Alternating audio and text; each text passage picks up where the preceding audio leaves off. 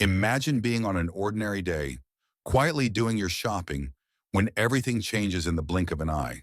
A black woman is wrongly accused of theft. Fear spreads. But what no one there knew was that this woman carried a powerful secret, something that would completely change the course of the situation. Anna was going about one of those daily routines that nobody pays much attention to. The market was relatively empty. The sound of shopping trolleys dragging echoed under the white, artificial lights, and the smell of fresh fruit mingled with the scent of cleaning products. She leisurely moved from shelf to shelf, her thoughts fixed on dinner that evening. What had started out as an ordinary day was about to turn upside down. Suddenly, a firm, authoritative voice cut through the room like a blade. "Hey, you!" Anna's heart leapt in her chest. An icy sensation ran down her spine. She turned around slowly, her body stiffening as she tried to understand what was happening. She saw the security guard approaching, his eyes fixed directly on the bag slung over his shoulder. Confusion hit her hard. She looked around for an explanation, but all she could find were the stares of other people. Each look carried an unvoiced suspicion, a silent judgment. The friendly atmosphere of the market disappeared. The air seemed heavier, charged with an invisible tension. Anna was alone at that moment, and the feeling of isolation grew by the second. "Did you take something you shouldn't have?" The security guard's voice sounded just as cold as before, but closer now. Anna blinked, her brain trying to keep up with the fast pace of events. "Did I? What?" Her mouth opened, but her voice came out weak, faltering. "I'm sorry, I didn't take anything," she replied, barely recognizing the sound coming from herself. Fear was already beginning to take hold. The security guard didn't show the slightest doubt. He made a quick, almost mechanical gesture, signaling for her to follow him. The ground seemed to open up under her feet. Anna looked around one last time, searching for a familiar face, a spark of solidarity among the faces of the crowd. But what she found were expressions of disapproval. One woman whispered something to her friend, her lips pressed together in a thin line of suspicion. Shame burned. It was as if an invisible label had been stuck to her forehead, marking her for all to see. Thief, criminal. Her head was spinning in 1,000 directions, looking for a way out. But the path was clear. Follow the security guard, even if she hadn't done anything wrong. With every step she took, she felt like she was sinking deeper into the quicksand of that absurd situation. Entering the isolated area of the market, a small room with grayish walls, the stuffy atmosphere made her feeling of suffocation even worse. The security guard gestured for her to stand, while he took a seat behind a small table. His face was calm, cold, without any trace of humanity. Anna didn't know what to do with her hands, what to do with the shame that was now consuming her from the inside out. "Open your bag," the security guard ordered, as if it were the most obvious thing in the world. Her hands trembled as she tried to unzip it. Fear seemed to have turned her fingers into lead. She finally succeeded and one by one took out the items. A packet of rice, some fruit, a loaf of bread. Simple things, things that anyone would buy. She looked at the security guard, her eyes pleading, but he just raised an eyebrow. "Is that all?" he asked, as if he expected something more, something incriminating. Anna nodded frantically. "Yes, I swear, that's it." But what her words carried of desperation, the security guard's gaze answered with disdain. It was as if he had already made up his mind. Guilty. At that moment, Anna's world seemed to have shrunk to that small space. She felt caged, trapped by gazes that couldn't see her truth, only her skin, her face, her fear. A woman, the same one who had been whispering a few minutes ago, appeared in the doorway of the room. "I saw her take something and put it in her bag," she declared, with the certainty of someone adding fuel to the fire of a grotesque spectacle. Anna felt a wave of indignation and frustration, but there was no room to scream or defend herself. Everything was falling apart. She couldn't breathe. Was this it? An honest life, a peaceful existence, destroyed by an empty accusation, by a mistake that no one seemed to want to correct? She looked at the security guard, trying one last time in silence to plead for justice. But he, now with certainty sealed on his lips, declared, Those kind of people can't be trusted. Those words crushed her, like an irrefutable sentence. Anna could hardly believe what was happening. From an ordinary trip to the market, now she was there, in the middle of a mess that made no sense. The room where the security guard had taken her seemed smaller and smaller, more suffocating, and with every second that passed, she felt more fragile, as if she were tearing apart inside. She wanted to scream, but who would listen? People had already made up their minds. The security guard's gaze, fixed on her, carried a contempt that Anna had never imagined she would feel from anyone. It seemed that he didn't see a person there. He only saw a problem to be solved. And that problem at that moment was her. The woman who had accused her was standing in the doorway, as if she had come to confirm that the show was still on. "I saw her put something in her bag," she said, her voice full of a certainty that Anna never had the chance to understand. What had she seen? Anna looked around, as if searching for a silent witness who could disprove it. But the faces around her were only those of strangers, people who preferred to believe the worst. The security guard nodded as if everything made sense now. His judgment was already made, and the sentence seemed obvious.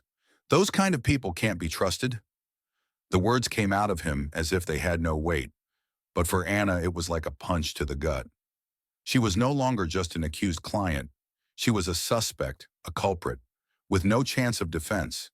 Anna couldn't even understand how it had gotten this far. She tried to remember every moment since she entered the market. What she did, what she took, what she paid. Did I forget to pay for something? Did I do something wrong without realizing it? But no, she hadn't forgotten anything. Everything was there, in the bag, exactly what she had planned to buy. Still, the voices continued. The people around her didn't need proof. They already had their opinions. Every whisper, every disapproving glance weighed more heavily on Anna. What had begun as a simple misunderstanding was turning into a nightmare. She felt her face burn with shame, not because she had done anything wrong, but because she knew that no one would believe her. It was as if her truth didn't matter. "Please, this is a mistake," she tried, but her voice came out weak, as if she were begging for an understanding that wouldn't come. The security guard just shook his head, already tired of what seemed to him to be yet another excuse. The accusing woman, who continued to watch her from afar, seemed satisfied. Anna could feel her gaze piercing her back, as if she were a trophy to be displayed. She wanted to disappear. She wanted to be anywhere other than there, in that center of humiliation. She wanted to scream, cry, fight, but all she could do was try to stay calm, even as panic grew inside her. In the background, more people approached. Gossip was already going around the market. She could see that everyone had turned to watch the scene, each with their own silent opinion. And that was what was killing her inside. No matter what she said, what she did, the sentence had already been passed in their heads. Anna was guilty.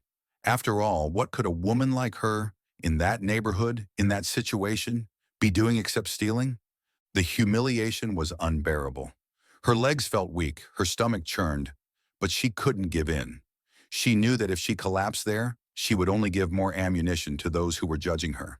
She tried to concentrate on maintaining her posture, but it was almost impossible. The woman's words, the looks, the feeling that everything was collapsing around her. It was too much for one person to bear. And with every passing minute, she felt more alone. Inside that stuffy room, Anna was standing in front of the desk of the security guard, who, sitting down, kept his eyes fixed on her, as if he were dealing with a simple formality. To him, she was already guilty, and nothing she could say or do would change that. It was as if she were invisible, except for that bag he was so insistent on investigating. She opened the bag with trembling hands, her mind running in circles. She didn't know if she was more scared or humiliated, but she knew she had nothing to hide. Every item she took out of the bag was a small proof of her innocence. But in the eyes of the security guard, it seemed like she was trying to prove the impossible. Bread, fruit, rice, everything there, just as anyone else would have bought it. But even so, his face showed no sign of convincing her. He looked at the items as if he was hoping to find something hidden, something that would justify the discomfort Anna was feeling. But there was nothing. Nothing but the shame that seemed to grow inside her like a snowball, getting bigger and bigger, suffocating her by the second. Is that all? The security guard's tone was almost indifferent, as if the outcome had already been written. Frustration bubbled up inside her, but turned into an even heavier feeling, helplessness. Anna shook her head in confirmation. Yes, I swear, it's all I bought. Her voice was choppy, nervousness showing with every word. But nothing seemed to change. He continued to stare at her, as if waiting for a confession she couldn't give. For him, it wasn't just a question of checking the items. It was a question of power, and he was enjoying every second of this moment. There was no rush. There was no urgency. Just a man sitting there, judging, while Anna felt her world crumble. She wanted to explain. She wanted to shout that she hadn't done anything, but she knew it wouldn't make any difference. Every time she tried to speak, the words seemed to lose their weight before they even left her mouth. And outside, behind the door, she knew that people were still whispering to each other. The market, which minutes before had been a familiar place, now seemed like a minefield of stares and judgments. The heat in the small room was becoming unbearable. The air was thick, almost palpable, and the feeling of suffocation only got worse. Anna put her hands to her face, trying to control her breathing, but the knot in her chest wouldn't go away. She thought about her life, how everything had seemed so ordinary until a few minutes ago. Now, all she wanted was to get out of there, to disappear from that place, from that situation that made no sense. But she was trapped. Not by guilt, but by the way everyone had already condemned her. The security guard finally leaned back in his chair. His eyes moved from Anna's bag to her face, still looking for something he could use against her. But Anna had nothing else to show. There was nothing there but her dignity, which he was tearing away piece by piece. Her frustration was rising like a wave through her body, but she couldn't do anything about it. I'm not a thief, she muttered, as if she were saying it as much to him as to herself. But it was hard to believe her own truth when no one else seemed to. The silence in the room was cut only by the sound of Anna's heavy breathing. She was alone, vulnerable, and the only thing she could do was wait for the next blow. When Anna finally left that stifling room, her steps were heavy, her body overcome by a tiredness that wasn't just physical. Outside, the market seemed to continue as normal, but for her, nothing was in place. People were still casting disguised glances, some curious, others disapproving. She could feel every glance burning her skin, and it made her cringe even more. Her hands were shaking, her head was throbbing, and her heart was beating so hard that it was difficult to breathe properly. She knew that, at that moment, her life had changed. From that moment on, she would be marked. No matter what she said, what she did, there would always be those who would remember her as the woman who was accused of stealing from the market. The security guard's words still echoed in her head. Those kind of people can't be trusted. And no matter how many times she tried to push those words away, they came back, stronger, more painful. Arriving home, Anna couldn't contain the weight she was carrying. As she opened the door, the familiarity of her home struck her. The living room was illuminated by the soft light of late afternoon, and the sound of pages turning quietly brought her a brief sense of comfort. Richard, her husband, was sitting on the sofa, absorbed in a book. When he looked up to see her, his countenance changed immediately. He knew Anna well enough to know that something was wrong, very wrong. Anna, what happened? His concern was palpable, and before she could even answer, he was already on his feet, walking towards her. Anna tried to say something, but the words got stuck in her throat. Instead, the tears finally came, uncontrollable. Her chest hurt, and she could hardly breathe. She felt the world falling apart around her, and now that she was there, at home, with Richard, the only thing she could do was collapse. He pulled her close, holding her tightly, without asking questions, without pressuring her. He knew she needed that moment to try to put together the pieces that seemed scattered on the floor. The warmth of his arms, the way he held her, made the chaos inside her begin to calm down. Not completely, but enough so that she could finally speak. I was accused of stealing at the market. The words came out in sobs, and she felt the shame come back like a huge wave, engulfing her. It was hard to even say out loud, as if speaking it would make it even more real. Richard was silent for a moment, his eyes fixed on her. He had no doubts. He didn't need to ask if she had done anything, because he knew. He knew Anna better than anyone. He knew of her integrity, her honesty, and that only made the anger inside him grow. Not against her, but against the system, against the prejudice she had just faced. "It can't stay like this," he finally said, his voice low but full of determination. "I won't let them do this to you." Those words, firm and confident, made Anna feel a small thread of hope. She was still hurt, she still felt devastated, but now at least she was no longer alone. Richard was there, with her, and that meant there was a chance that things could be put right. "They won't believe me, Richard. They just look at me and see the color of my skin, where I came from. To them, I'm already guilty," she whispered, her voice breaking. Richard took a deep breath, holding her hands tightly. "We'll prove them wrong. I'm going to fight for you, Anna. I won't let this injustice continue." Anna looked into his eyes, trying to believe those words. The fear was still there, clinging to her chest. But now there was a new sensation growing. Richard's determination was unshakable, and somehow that gave him the strength to go on. He had already begun to formulate a plan in his mind. He knew he would have to use all the resources he had. As a lawyer, Richard knew the ways to prove Anna's innocence, but he also knew it wouldn't be easy. People were ready to judge her, and he would need more than her word to change that. While Anna tried to process what had happened, Richard was determined. He wouldn't rest until the truth was revealed. The thought of having the police involved made Anna's heart race faster than she thought possible. The security guard, with that cold, impersonal tone, had made it clear that he would call the police. It was as if the situation, which was already unbearable, was about to take an even greater leap into the abyss. Anna knew what that meant. She knew what would happen when the police arrived and saw a black woman being accused of theft. Richard held her hands, his eyes fixed on her face, but she could hardly hear what he was saying. Those words, "let's call the police," echoed in her mind, over and over again, like a hammer hitting. In Anna's head, the images were clear, her being handcuffed, taken away as a criminal, with the eyes of the neighborhood following her forever. What would they say in church? What about the neighbors? Her work colleagues? Anna tried to draw in air, but it felt like her lungs were closing up. It was as if the world around her was getting smaller, tighter, and with every second the fear grew. "It can't be true. This can't be happening to me," she thought, panic rising like a wave. As much as she knew she had done nothing wrong, the idea of being in the hands of the police, with all the stigmas and prejudices she already knew, was more terrifying than anything she had ever faced. Richard kept talking, promising that everything would be fine, that he would take care of the situation. But even with his determination, she knew he couldn't control everything.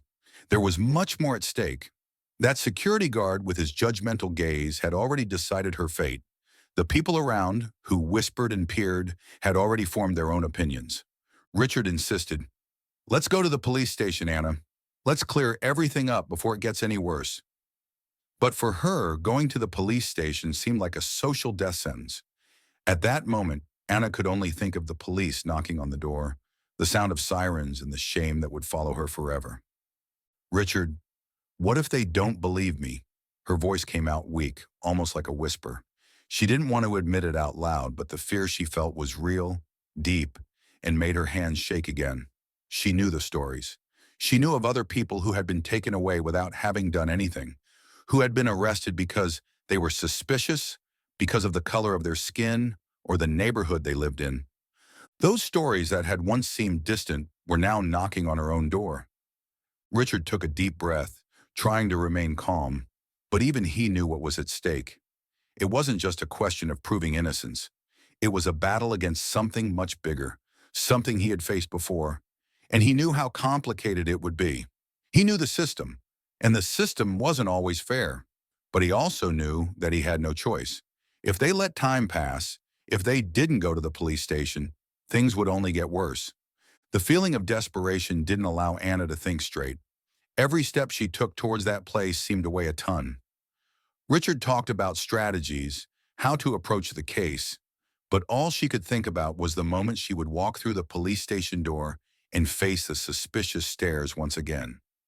The police station was not an unfamiliar place for Anna, but at that moment, everything seemed darker, colder.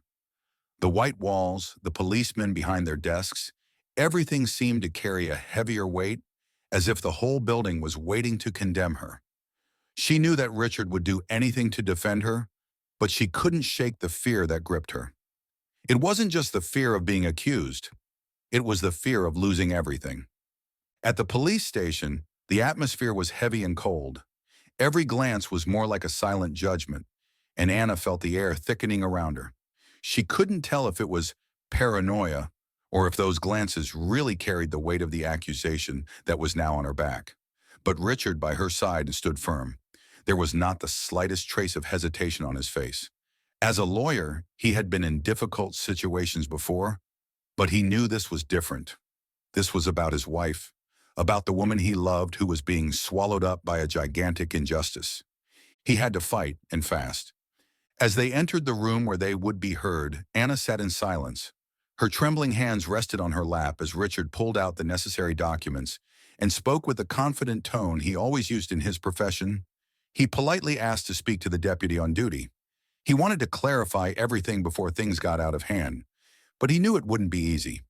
Across the table, the deputy listened to him, his arms crossed and his expression impassive. It seemed as if he had seen it dozens of times before. An accusation of theft, the accused trying to defend himself. And of course, the deputy thought that the end of the story had already been written. It was just another case, just another person trying to get out of a situation that was clear to him. But Richard wasn't there to let things go their usual way. He had already seen the prejudice at work, the way the system judged before it even listened. He knew that, for many, Anna was already guilty simply because she was there, just for existing. And that was what filled him with the most anger. When the deputy began to talk about the case, his tone was slightly condescending. He asked Anna to repeat what had happened, what she had done in the market, and every word came out hesitant, as if she needed to think twice before opening her mouth. The fear of not being believed made each sentence feel like an internal struggle. Anna carefully explained every detail, but it was impossible not to notice the lack of interest in the deputy's eyes. It was then that Richard sprang into action. He took out an envelope containing documents and, from inside, pulled out a series of papers and some pictures he had managed to gather before they went there. Those photos would change the course of the story. "We have the images from the market security cameras," he said firmly, with the tone he used in his most important defenses. The deputy, who until then had seemed distant, frowned and looked at the papers Richard had spread out on the table. Anna watched, her heart racing, not knowing exactly what was in Richard's hands. She trusted him, but fear still gripped her inside. The deputy picked up the papers, flicked through the images, and, little by little, his expression began to change. The photos didn't show Anna stealing anything at all. On the contrary, one of the images showed a woman, Claudia, the same one who had accused her, acting suspiciously near the shelves and just behind Anna. This was the turning point Richard needed. He took advantage of the change in mood in the room and continued. "This woman, the one who accused my wife, was seen handling objects on the shelves moments before she accused Anna. And if you look closely, there is no evidence linking Anna to the theft." Silence settled over the room. The deputy was clearly more attentive now. Richard continued his speech, punctuating every detail with precision, turning what was once a simple accusation against Anna into a more serious investigation against the real culprit. It was clear to him that Claudia was trying to frame Anna for something she herself had done. Meanwhile, Anna sat up and began to breathe a little more deeply. For the first time in hours, she felt a small sense of relief growing inside her. She wasn't free yet. She wasn't completely out of the storm, but Richard had opened a crack. He had given her a chance, and she knew that, if it were up to him, he wouldn't rest until the truth came out. "We're ready to prove my wife's innocence," Richard concluded, looking directly at the deputy, who now seemed less sure than before. Anna didn't know if they would believe her right away, but she did know one thing. With Richard by her side, the fight was far from over.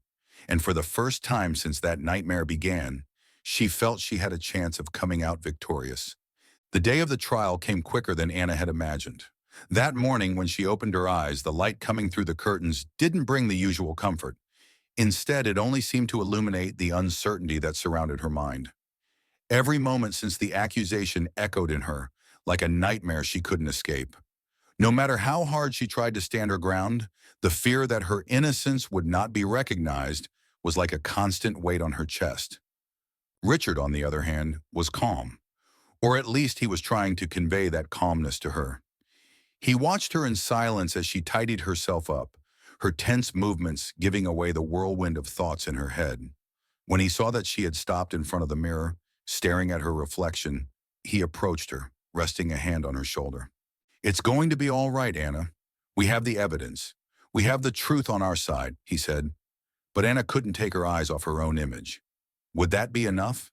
Evidence? The truth? She had seen so many stories of people being thrown into the abyss of injustice, even though the truth was out in the open. What if she was next? In the courtroom, the atmosphere was oppressive. The sound of the doors opening, the footsteps echoing on the marble floor, the whispers of unknown people. Everything seemed amplified, as if every detail was trying to make her feel the weight of the situation even more cruelly. When Anna entered, she could feel the gazes on her. They weren't looks of empathy. They were looks of judgment, of morbid curiosity. She sat down next to Richard, trying not to show how nervous she was. Her heart seemed to be beating so loudly that she thought anyone could hear it. Her throat felt dry, as if the words wouldn't come out if she had to speak. Her anxiety grew by the second, and the feeling that she was about to be crushed by something much bigger than herself only increased. Richard, sitting next to her, was the opposite. He was serene, focused, as if he was prepared for every step of the process. He had faced courts before. He had been through pressure moments, but never with someone so close to him on trial. For him, it wasn't just a case.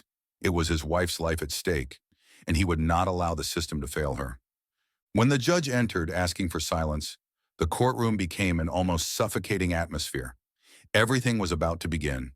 The prosecution was the first to speak, and Anna felt a twinge in her stomach as she listened to the prosecutor. He spoke relentlessly, describing her as someone who already had a plan, a malicious intent when she entered that market.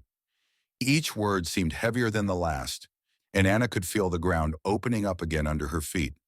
For the prosecutor, she was guilty, without a doubt. He was determined to convince everyone present of this. Richard kept his eyes fixed on the prosecutor, noting every detail, every loophole that he could use later. When the prosecutor finished, it was the defense's turn. It was Richard's turn to speak. He stood up slowly, his posture firm, and approached the jury. His voice was calm, but carried a weight that immediately captured everyone's attention. "We are here today not only to prove Anna's innocence, but to show how the truth can be distorted by false perceptions." Anna watched Richard, and for the first time since it had all started, she felt a thread of hope grow. He began to present the evidence they had obtained, the security camera footage, the testimonies of other witnesses, everything that showed that the accusation made against her was based on a mistake, or worse, intentional malice. Richard highlighted the inconsistency in the testimony of Claudia, the woman who had accused her. He described her as someone who was clearly trying to frame Anna for reasons that were not yet completely clear, but which were certainly not based on a simple misunderstanding. The camera footage showed Claudia acting strangely, always close to Anna, but never interacting directly with her. Richard was surgical in pointing out how Claudia's story didn't hold up. The courtroom was silent, all eyes fixed on Richard and what he was presenting. Even the prosecutor seemed a little less confident now, but deep down, Anna knew that the evidence didn't speak for itself. People didn't just see facts, they saw what they wanted to see. They saw her, a black woman being accused of something. And that was the weight she carried, the weight that she knew Richard, as capable as he was, couldn't completely dispel. When Richard finally finished his argument, the courtroom looked different. People no longer whispered as much, eyes were more attentive, and the feeling that something had changed hung in the air.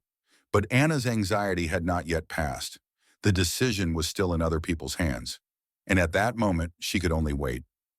The silence that followed the defense's presentation was suffocating.